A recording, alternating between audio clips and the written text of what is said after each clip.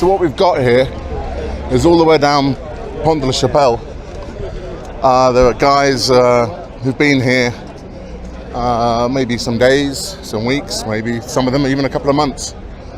And a lot of them have come from, certainly around Porte de La Chapelle at the moment, have come from Sudan, Afghanistan, a lot of guys from Afghanistan, but mostly here, Sudan. There's a lovely Muslim group there who once in the evening give out some water and a bit of food. A lovely group. But all around here you can see the tents going all the way down here. Most people do not have tents. Most people just live under the flyover. If they're lucky, they have a blanket or a sleeping bag. And it's very difficult. And during the day, in the mornings, the local group, one of the local groups, Solidarity works with, they give out breakfast. They give out a juice, a piece of bread, maybe a little brioche, a cup of tea if they're lucky. Then in the evenings, Solidarité, T-H-E on the end. We give out, people like Florence Taylor is the main contact there. She gives out, her and her team give out hot coffee, hot tea, lots of sugar. And they give out information, and along with Anushka, who do art, they do art classes, art workshops on the streets, giving out information. They give out French lessons, French classes, just trying to make life a little bit more bearable. Just trying to help the guys lift the morale a bit, because it really is grim here. You know, this is still daylight, and when it's pissing down with rain and it gets dark, it's horrid here. It really is horrid. I mean, there's very basic sanitation. There's a pissoir, a couple of pissoirs about 200 meters up the street there. The toilets for solids, for doing your poo, etc., are just gross. You imagine 1,000 guys all trying to poo in 3 toilets, and they're chemical toilets, and they're not changed regularly, and it's just bad. And you can imagine the stomach infections that guys get here. And all down here on the central ground here, there are rats. All on the ground here, you can see them later on, rats coming out the ground, and they feed on the waste. And Porte de La Chapelle is like the North Circular in London, if you imagine it, but magnified. Everyone coming in from every different direction to this junction, and the smog, the pollution, it's not great. So we go to the main crossroads here.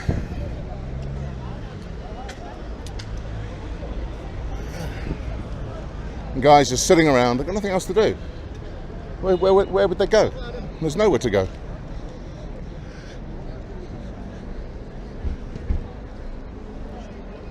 So the traffic's quiet. It's a Saturday evening now, so the traffic is very quiet. Normally it's just chaos here. Really just chaos. But Saturday evening, it's now gone 8 o'clock. We've just finished our coffee and tea distribution.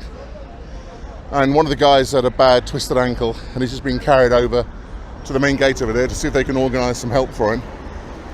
One of our volunteers rang the services for an ambulance, didn't get anywhere. That's to be expected.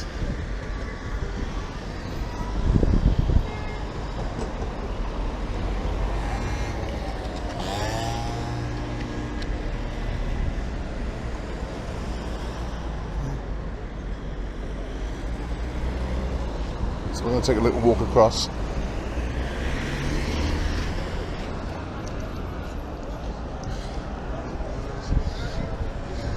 So these guys here on the right, Afghanis, Eritreans, Somalis, Sudanese guys. Tusbah al khair. That's like sort of good night, sleep well. And it's odd. This is what the odd thing is. You see the traffic here. Traffic, normal life just crosses this sort of vortex that sucks in just all the local all the refugees and migrants. Then you got the police, carrying the tear gas, and you got the guys over there carrying his machine pistol. It's very intimidating. But here they're not too bad. Occasionally there's a clearance, and occasionally the police get out of hand. But it's not like Calais, where the police seem to have no rules and just do what they want. Here there seems to be a little bit more order. Obviously, it's bad press for the capital city to start gassing everyone all the time, isn't it? But the girls here in the blouson, they're the help volunteers, and they can give first aid. Poor guy broke his ankle earlier, and they're going to try and look after him down there. So I'm not going to show you him. You know, he's not in a position to say no, is he?